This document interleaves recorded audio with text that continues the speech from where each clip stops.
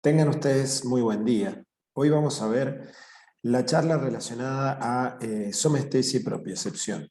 Esta es la última charla que vamos a tener en relación a lo que es la recepción y digamos, procesamiento de la información somática general, y es por ello que recomiendo que esta charla sea vista en conjunto con la de receptores sensoriales y la de corteza somatosensitiva, a fin de tener una idea global de toda la recepción, integración, como decía recién, de la información somática general, ya que en otras charlas vamos a ver lo que es la recepción de estímulos, integración de la información de lo que es la información somática especial, ¿sí? Esta información somática especial está relacionada a lo que sería el sentido del gusto, del olfato, de la visión y de la audición. Muy bien, para comenzar, como hacemos siempre, vamos a plantear el tema de los principales tópicos que vamos a ver en el día de hoy. Para ello vamos a plantear que primero algunas definiciones en cuanto a la sensibilidad epicrítica y propioceptiva. Luego vamos a ver la definición de los dermatomas y su importancia en la clínica médica. También veremos las vías aferentes de la información sensitiva que van a llevar la información que ya hablamos anteriormente en la otra charla, captada, ¿sí? Y transducida a partir de la información de estos estímulos ambientales y también de estímulos internos, ¿no? A través de y van a ser llevadas, perdón, al sistema nervioso a través de los sistemas de la columna dorsal del menisco medial y sistema de la vía anterolateral, ¿sí? En esto estamos hablando siempre de lo que son la información somática general, como habíamos dicho, tacto y propiocepción, ¿sí? Y la termalgesia principalmente. En cuanto a la nocicepción, vamos a ver algunos conceptos que faltaron por ahí tocar en la clase de receptores sensoriales, y algunos conceptos como dolor neuropático, hiperalgesia primaria y secundaria, alodinia y el concepto de dolor referido. También vamos a ver algunas cuestiones relacionadas a las formas de analgesia, ya que son de importancia también para la clínica por ser un síntoma, ¿no? Que los pacientes requieren ser tratados, entonces es importante conocer la fisiología y la fisiopatología también en detalle tanto del dolor como de la analgesia. Muy bien. El otro día habíamos comentado que bueno, los sistemas aferentes o de entrada partían de los receptores, ¿sí? Estos receptores que para la información somática general habíamos hablado de los mecanorreceptores, ¿sí? Principalmente para el tacto, la presión, vibración y cosquilleo, y para la posición principalmente de estática y movimiento o propiocepción, que vamos a ver más adelante. Hablamos en bastante detalle sobre los termorreceptores, tanto de frío como calor, esas terminaciones nerviosas libres con canales TRPV. Y además, el otro día comentamos algunas generalidades de los nociceptores, ¿sí? Tanto del dolor agudo como el dolor crónico, y hoy vamos a ver algunos detalles más principalmente relacionados a las vías. Este sistema aferente va a llevar la información entonces a través de nervios sensitivos, vías ascendentes, ¿sí? O aferentes, que es lo que vamos a ver hoy, y que van a llegar a las zonas de integración, ¿sí? De la corteza sumaestésica, y es por eso que les recomendaba que este teórico se vea en conjunto con el de corteza somatosensitiva, y en base a esto obviamente uno va a tener una respuesta que en general se suele integrar de manera motora, ¿sí? Aunque también puede ser una respuesta afectiva, por ejemplo, como puede ser al dolor o algún otro, algún otro sentido, ¿sí? Entonces, bueno, en general se piensa o se interpreta como que el sistema aferente está relacionado con la integración sensorial y esta integración sensorial con la integración motora. Muy bien. Primero vamos a comenzar definiendo la somestesia como tal, ¿sí? La percepción del propio cuerpo y de estímulos que interaccionan con él, ¿sí? Es mediada por neuronas de los ganglios de las raíces dorsales y por sus homólogos de los pares craneales, en particular el trigémino, para lo que va a ser la sensibilidad del rostro. La sensibilidad táctil cutánea depende de un conjunto de receptores de terminaciones encapsuladas, ¿sí? Como vimos en la clase de receptores sensoriales, mientras que la sensibilidad termalgésica incluye terminaciones nerviosas libres también. También habíamos hablado de la velocidad de conducción en base a las fibras con las cuales tienen conexión estos receptores. Caracterizándose, ¿no?, en la vía nociceptiva, ya que vamos a hablar hoy de este tema, las fibras A delta y C, ¿sí? A delta eran de velocidad rápida, mientras que las fibras C eran de velocidad lenta. Los receptores encapsulados son responsables de la sensibilidad cutánea epicrítica y permite discriminar la topognosia, que es el contacto, la discriminación del contacto leve y la localización, la textura o accidentes de una superficie, la distancia entre dos puntos estimulados simultáneamente, el tamaño y forma de un objeto, denominado esto estereognosia, y la amplitud y frecuencia de estímulos vibratorios. Si se fijan, estos ítems del 1 al 5 son todos evaluados en un examen físico clínico normal, y que busca explorar justamente la sensibilidad epicrítica. Tengamos en cuenta que cuando hablamos de sensibilidad epicrítica estamos hablando justamente de la discriminación de pequeños estímulos, ¿sí? Que se producen sobre la piel y que pueden ser correctamente localizados e identificados, a diferencia de lo que es la sensibilidad protopática, que habla en general de la sensibilidad termoalgésica, ¿sí? Y de tacto grueso, es decir, que son las sensaciones táctiles donde no podemos diferenciar bien la localización, al igual que las del dolor inespecífico, y también la recepción termoalgésica, pero principalmente relacionada a aquella asociada a dolor, ¿sí? La propiocepción entonces va a depender de receptores musculares, ¿sí? Ya vamos a ver en detalle, pero estos son los usos musculares y los órganos de Golgi, algunos encargados de la longitud y otros de la tensión muscular, y también de receptores encapsulados, que ya vimos también dentro de lo que son los receptores táctiles, ¿sí? Como los corpúsculos de Pacini y las terminaciones de Ruffini. La actividad de todos estos diferentes propioceptivos permite la determinación de la posición estática de diferentes segmentos entre sí y también el, el movimiento del cuerpo. Entonces, la propiocepción vamos a tener que puede ser estática o dinámica. Entonces, para ver un poquito la importancia de esto que decíamos de conocer esto de la sensibilidad epicrítica y la correspondencia de este estímulo y esta discriminación o sensibilidad epicrítica, ¿sí? De poder discriminar pequeños estímulos en diferentes zonas de la piel, es porque todos estos estímulos, a través de sus vías aferentes, se van a integrar a diferentes alturas en la médula espinal. Es decir, que toda vez que yo tenga una lesión o algún problema físico donde yo tenga alguna alteración en la sensibilidad, voy a poder evidenciarla a través de lo que se denominan los dermatomas, ¿sí? Cada par de raíces dorsales inerva regiones definidas de piel, denominadas dermatomas. Justamente esta es la definición.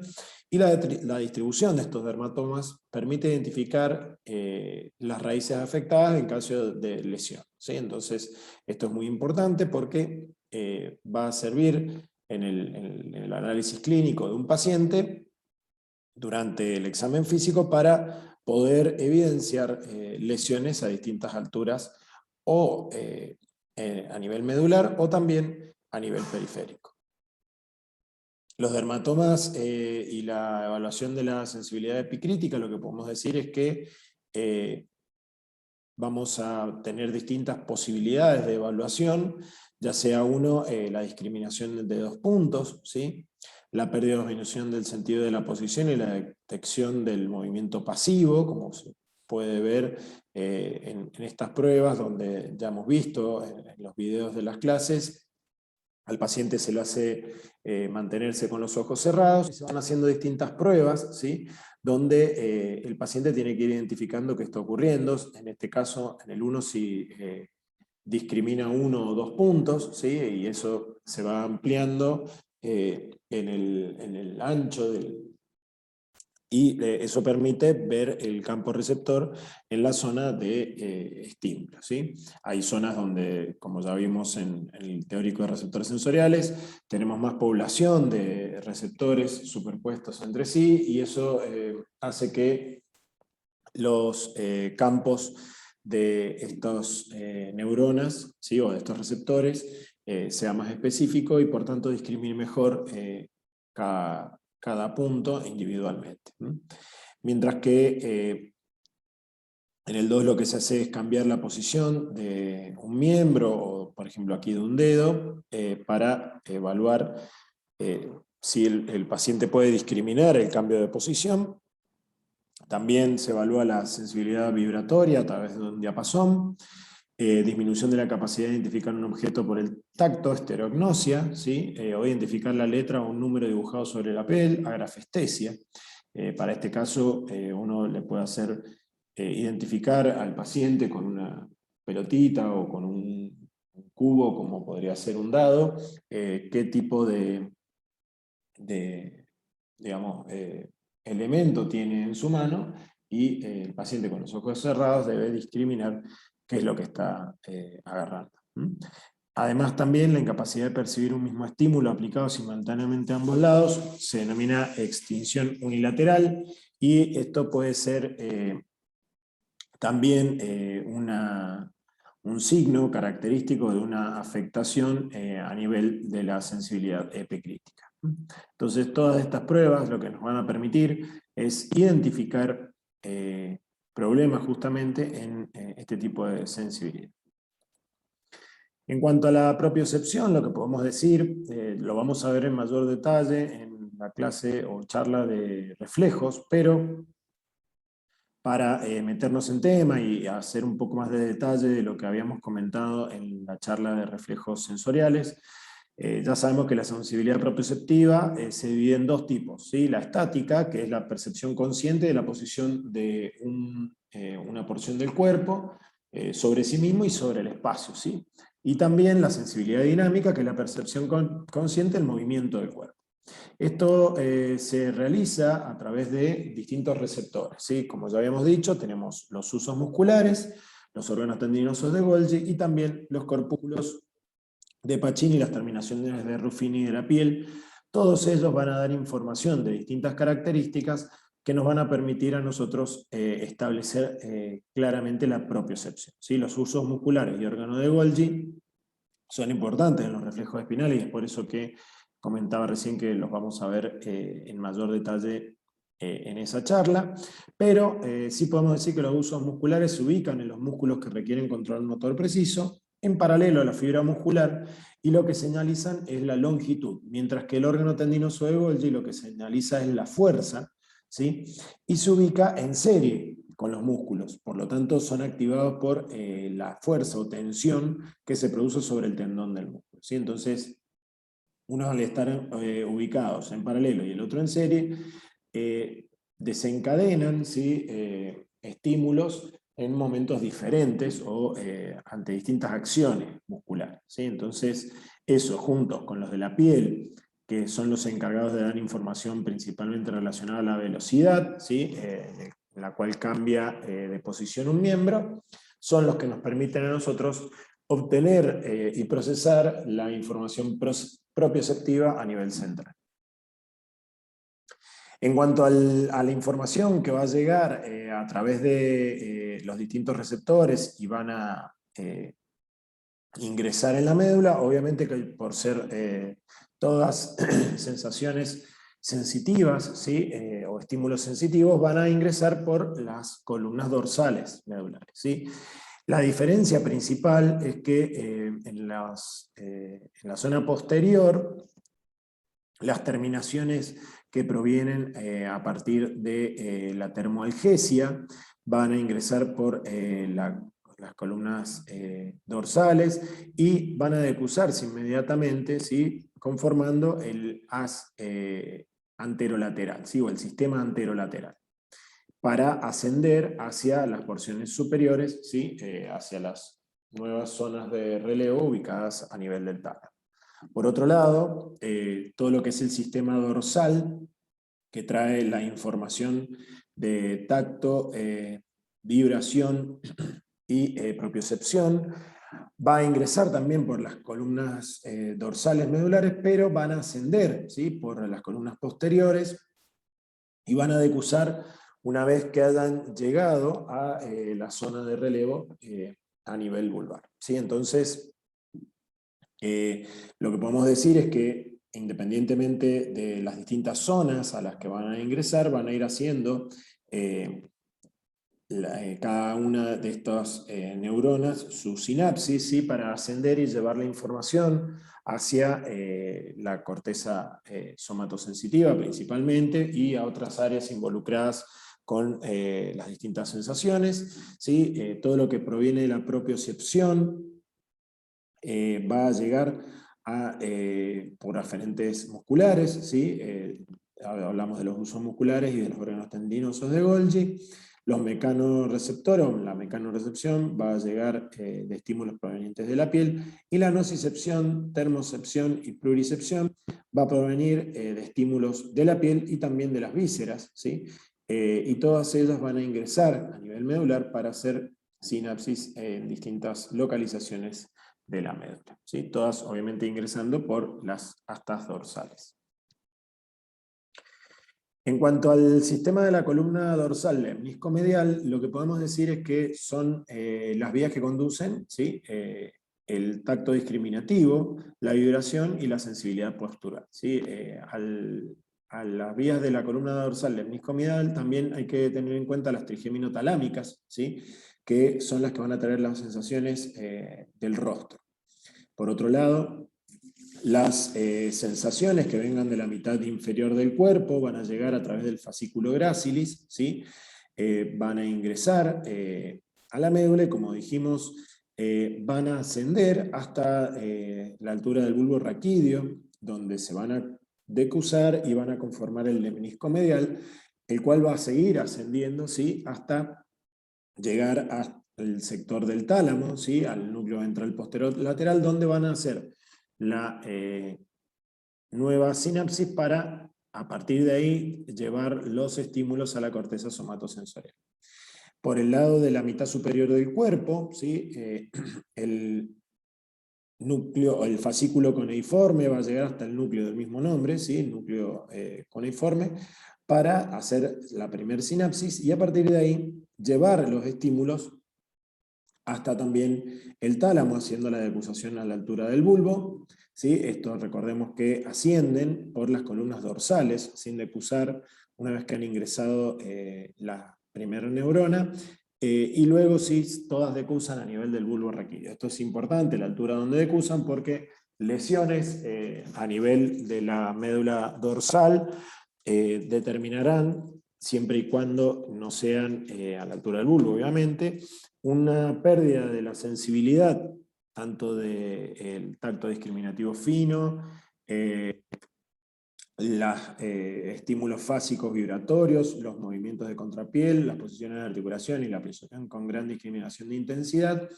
Todos estos estímulos van a perderse del lado ipsilateral, ¿sí? Mientras que por encima del bulbo, obviamente que la lesión dará una afectación del lado contralateral. Bueno, para el caso ahora de la vía trigeminotalámica, lo que podemos decir es que se va a producir una sinapsis a nivel del núcleo, ¿sí?, del trigémino, y a partir de ahí ascenderán los tractos para hacer una nueva sinapsis en el núcleo ventral posteromedial y a partir de ahí llevar también la información a la corteza somatosensorial. En cuanto al sistema de la vía anterolateral, es encargado de llevar la información termalgésica, ¿sí? Y también la sensibilidad táctil gruesa.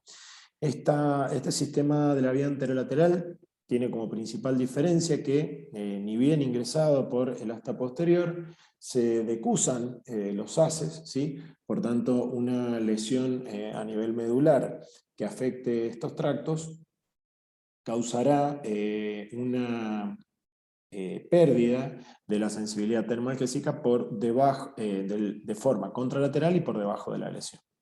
Así, las sensaciones de dolor y térmica, ¿sí? De frío y calor, viajan por la vía espinotalámica lateral, mientras que la presión y tacto grueso viaja por la vía espinotalámica anterior, ¿sí? Es decir, esta es una diferencia, aunque son todos anterolaterales. Uno es bien lateral y la otra vía es un poco más anterior, por eso es que en ciertas lesiones o afectaciones como tumores pueden perderse un tipo de sensibilidad y no la otra, porque no viajan del todo juntas.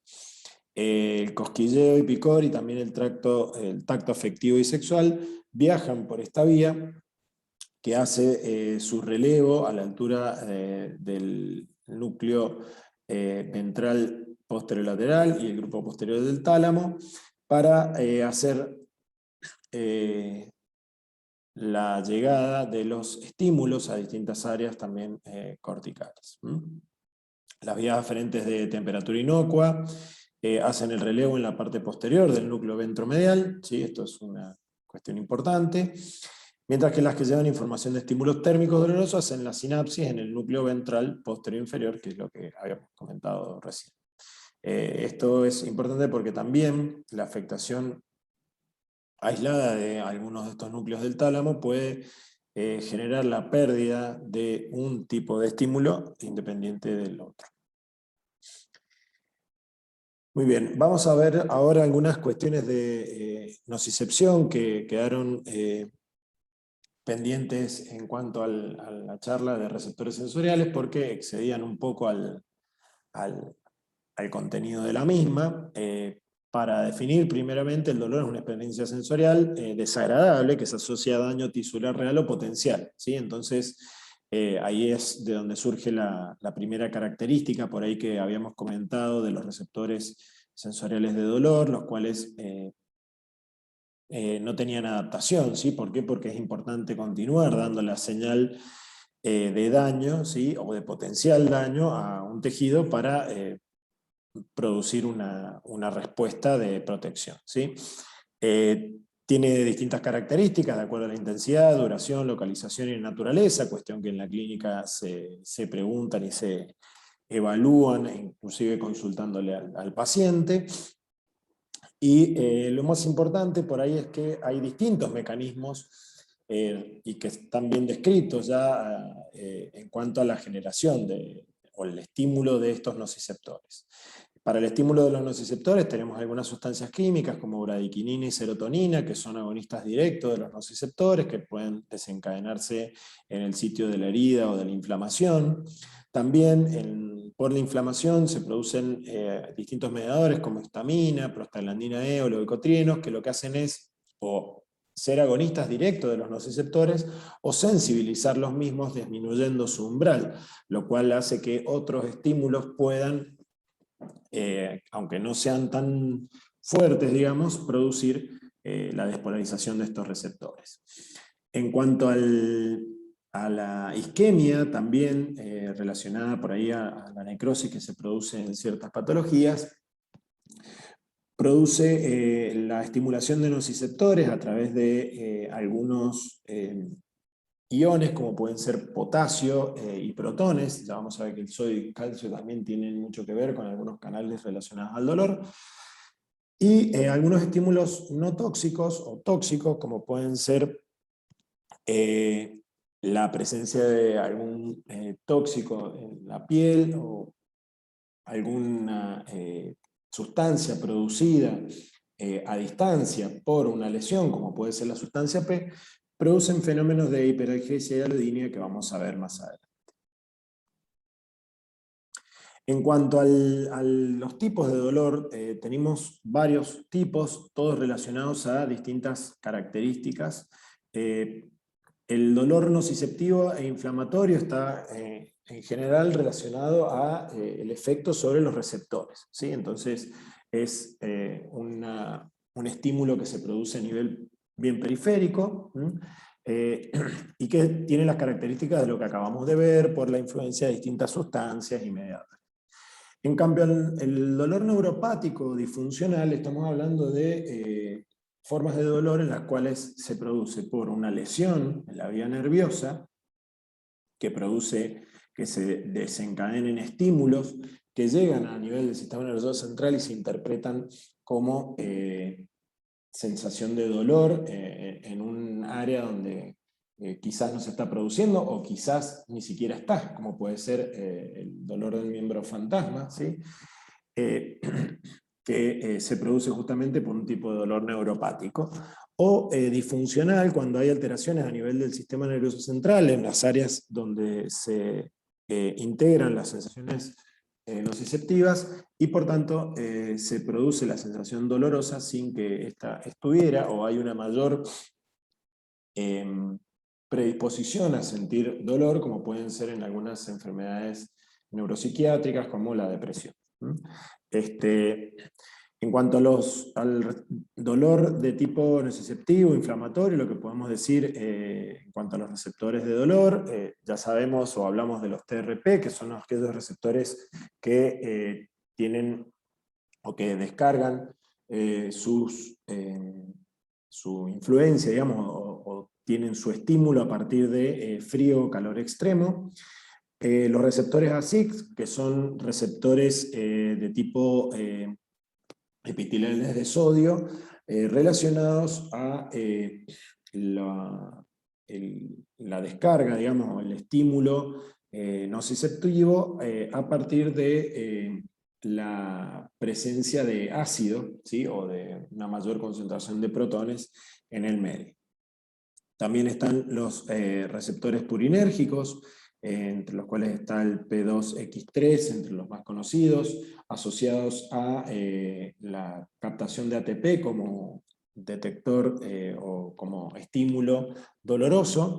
Los serotoninérgicos, también caracterizados ya como receptores nociceptivos, y los iónicos, como habíamos dicho recién, relacionados a sodio, calcio, de tipo L, N o T, y de potasio, los cuales en ciertas situaciones son capaces de detectar la sensación dolorosa, principalmente asociada a fenómenos como la inflamación. Luego de esto, de la sensación o la captación del estímulo doloroso, las fibras mielínicas A, delta y C llevan la información hasta neuronas de relevo nociceptivas específicas y de rango dinámico amplio. Esto va a llegar a tracto espinotalámico lateral, cérvico-talámico, espino reticular, que va a dar todo lo que es la influencia afectiva o el valor afectivo que se le da al dolor, al igual que el haz espino-mesencefálico. Después tenemos el espino hipotalámico y las columnas dorsales que se van a asociar más que todo al dolor visceral, y estos van a llevar toda la información a niveles superiores del sistema nervioso central, donde harán sinapsis con el núcleo ventromedial e intralaminar del tálamo, y de ahí irá a las áreas corticales y subcorticales correspondientes. Así que verán en la charla de corteza sensorial, ¿sí? O somatosensitiva. En cuanto al dolor neuropático, recién hablábamos un poco del dolor que proviene de la influencia sobre los receptores. El dolor neuropático también es muy importante porque es un tipo de dolor que produce o se manifiesta por una lesión del propio nervio, ¿sí? Que hay estructuras centrales también implicadas en el procesamiento de la información nociceptiva. Así es que se produce a partir del dolor neuropático una situación de hiperalgesia, ¿sí? Por el cual aparece una excesiva sensibilidad a estímulos nociceptivos, ¿sí? O también una alodinia, que es la percepción dolorosa de estímulos que activan receptores no nociceptivos y por tanto que estos normalmente no causan dolor, para esta situación sí lo causan. ¿Sí? Sería el ejemplo que tenemos aquí, donde el estímulo, por ejemplo, de tocar la piel con cualquier cosa que no cause habitualmente dolor, produce una sensación nociceptiva, ¿sí? Mientras que en la hiperalgesia lo que tenemos es que tenemos un aumento del dolor en una determinada zona por un estímulo que puede causar dolor, ¿sí?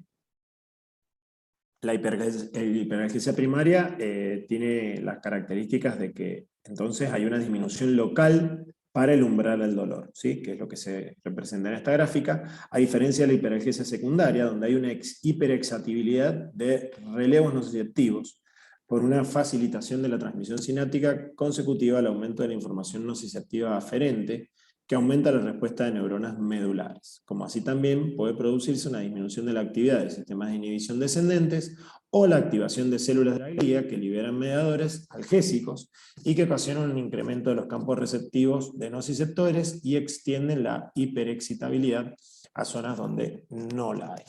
Esto, el ejemplo por ahí más claro o más clásico es donde se produce una lesión puntual, ¿sí? Por ejemplo en el antebrazo, y en una zona alejada del antebrazo hay dolor debido a que, por ejemplo, se producen algunas sustancias, como la sustancia P, que va a producir el agonismo de receptores nociceptivos que están a distancia, ¿sí? Entonces, esa zona más alejada de la zona de contacto o de lesión se denomina zona de hiperalgesia secundaria. Además de la hiperalgesia, es importante hablar un poco del dolor referido, ¿sí? El dolor referido, ya hemos hablado entonces del dolor neuropático, alodinia, hiperalgesia, y el dolor referido es muy importante porque, dado el fenómeno de convergencia que ocurre sobre las interneuronas medulares, donde tanto algunos receptores de la piel, ¿sí? Que ingresan por el asta dorsal, como algunos receptores de dolor, tienen convergencia en las mismas interneuronas. Esta convergencia produce que, al ascender la información, sea difícil de discriminar, ¿sí? Muchas veces este dolor referido se produce porque llegan aferentes a través de nervios autónomos, ¿sí? Y esto va a hacer entonces que la persona presente, además de un dolor en una zona donde no corresponde, la presencia de un estímulo, ¿sí? O de sintomatología de tipo autonómica, como puede ser náuseas, vómitos, disminución de la presión arterial, ¿sí? Y todo esto termina dando el panorama completo de lo que es un paciente con quizás un infarto de miocardio, ¿sí? Donde lo característico es que, además de doler la zona precordial, tiene una sensación dolorosa en el miembro superior izquierdo, el hombro o la pera, debido a que en estas zonas son las mismas, ¿sí? O la interneurona a nivel medular trae información de tanto el área precordial, ¿sí? Como neuronas que llegan desde el miembro superior izquierdo. Entonces, este fenómeno de convergencia produce que hayan lugares, ¿sí? Característicos donde el paciente a sentir dolor, pero que en realidad proviene de otros lugares. Por ejemplo, en la zona del cuello se puede presentar el dolor referido del diafragma o dolor pleural, también del hígado, la vesícula biliar. Por ejemplo, el dolor cardíaco, como decíamos recién, irradiado hacia la espalda o hacia el miembro superior izquierdo. Dolor, por ejemplo, de estómago, ubicado en el epigastrio y también irradiado hacia la espalda. Bueno, y así de distintas características, los tipos de dolor que puede presentar un paciente en áreas donde no están localizados justamente el órgano que realmente está doliendo. En cuanto a la analgesia, lo que podemos decir es que hay varias teorías relacionadas a cómo nuestro organismo se ocupa de controlar un poco, regular un poco las aferencias de dolor o la sensación de dolor. Una teoría es la teoría de la compuerta, ¿sí?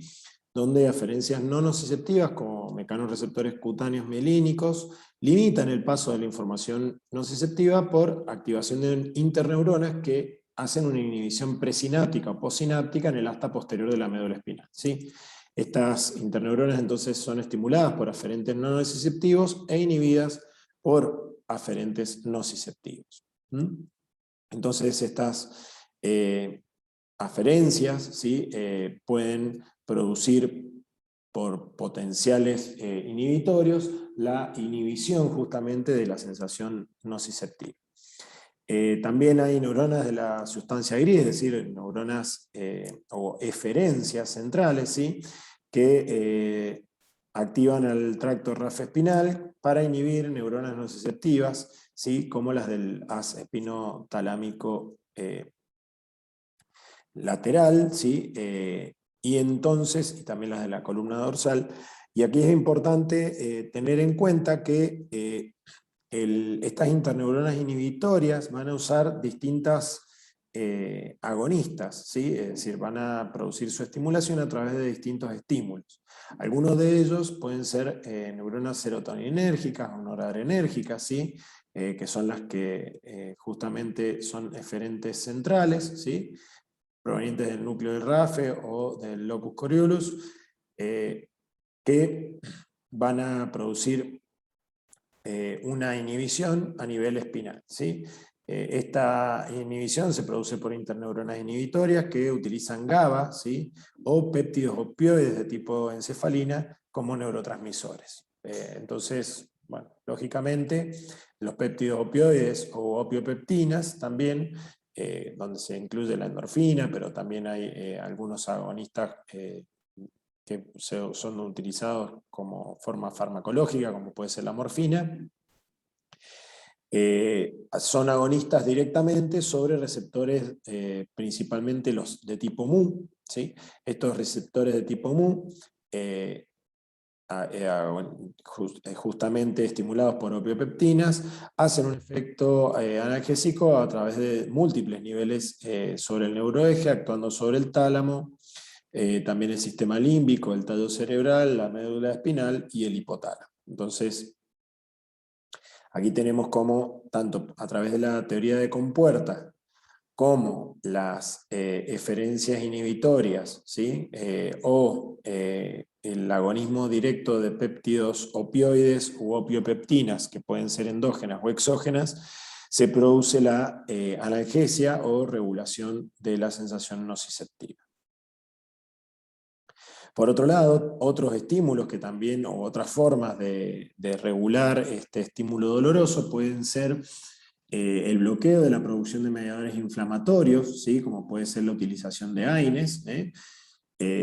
Con eso yo lo que disminuyo es, por ejemplo, habíamos visto que en el dolor las prostaglandinas producían una sensibilización o una disminución del umbral de los nociceptores. Entonces, al inhibir la producción de prostaglandina por la utilización de AINES, puedo producir la inhibición de ese efecto directo o también la inhibición de la liberación de mediadores proinflamatorios que también son agonistas de los nociceptores directos.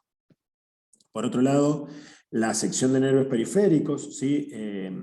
Se puede producir como forma de tratamiento o en muchas ocasiones se produce de manera accidental y se produce un bloqueo local, ¿sí? de la sensación dolorosa. La simpatectomía también puede ser útil en algunos casos de síndrome de dolor regional complejo. Y si no, también se pueden utilizar o manipular la red de opioides a través de drogas, ¿sí? Como la morfina, como ya habíamos comentado recién. Y hay algunos mecanismos más nuevos también, como la estimulación eléctrica de las columnas dorsales, o también la acción directa de algunas drogas o compuestos que sean noradrenérgicos o serotoninérgicos, como algunos antidepresivos, son de utilidad para el tratamiento del dolor, cuestión por demás útil en cuadros clínicos como la fibromialgia. Muy bien, para finalizar vamos a hacer un breve repaso de lo que hemos hablado en estas charlas.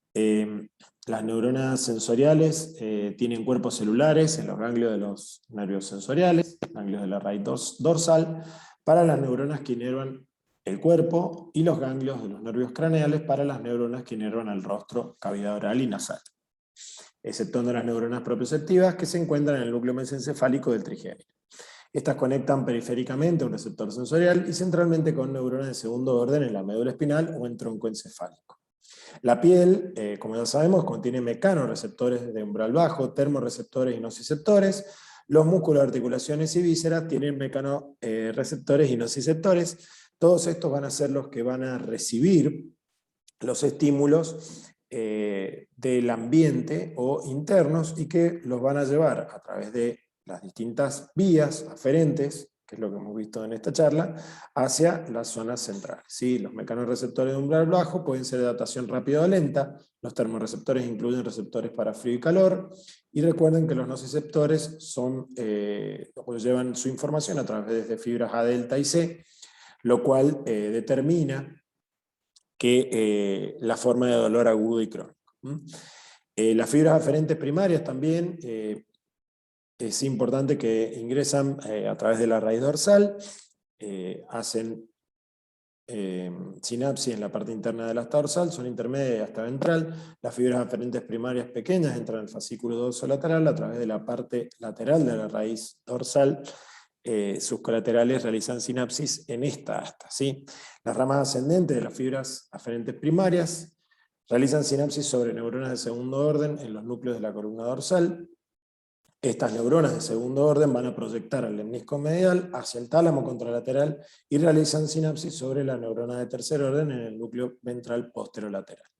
La vía trigeminal, recordar que tiene estaciones de relevo en el núcleo sensorial principal y en el núcleo ventral posteromedial contralateral, ¿sí? Entonces es importante porque a través de este sistema va a llegar entonces toda la información táctil y propioceptiva.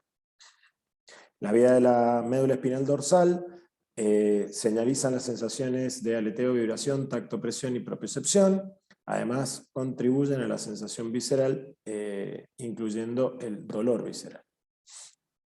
El tacto espinotalámico incluye neuronas nociceptivas, termorreceptivas y táctiles. Recordar que estas se distribuyen principalmente en la parte anterolateral medular, ¿sí? Y van a ascender por el funículo ventrolateral y realizan sinapsis en los núcleos ventroposterolateral y ventral posterior-inferior, ¿sí? Del tálamo, y la vía trigeminal equivalente al relevo del núcleo trigeminal espinal y proyecta hacia los núcleos ventral posterior medial e intralaminales.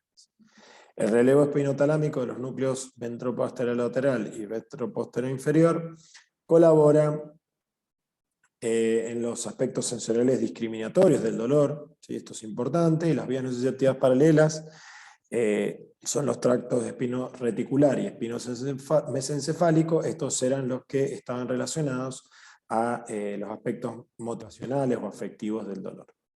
El dolor referido, recordar que se explica por la entrada convergente hacia las células del tracto espinotalámico de la pared del cuerpo y desde las vísceras. Entonces, esta confluencia o esta convergencia hace que el dolor esté ubicado en una zona quizás alejada de la víscera que lo origina.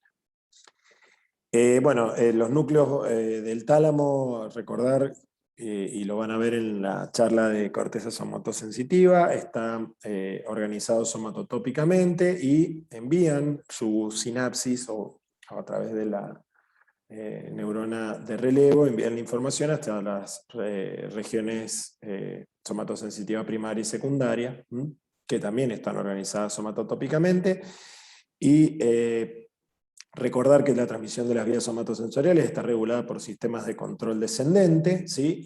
Uno de estos sistemas de control descendente más importantes es el sistema analgésico endógeno, ¿sí? Que va a regular la transmisión nociceptiva, y emplea transmisores como péptidos opioides endógenos, noripinefrina y serotonina como reguladores, ¿sí? Muy bien, esto ha sido todo. La bibliografía utilizada para las charlas relacionadas a todo lo que es la somatopercepción general, ¿sí? Son el libro de Fisiología Médica de Guyton, el libro de Fisiología de Bernie Levy, y también el texto virtual de Fisiología y Biofísica de Sarabí, disponible en este sitio web. Muchas gracias por su atención.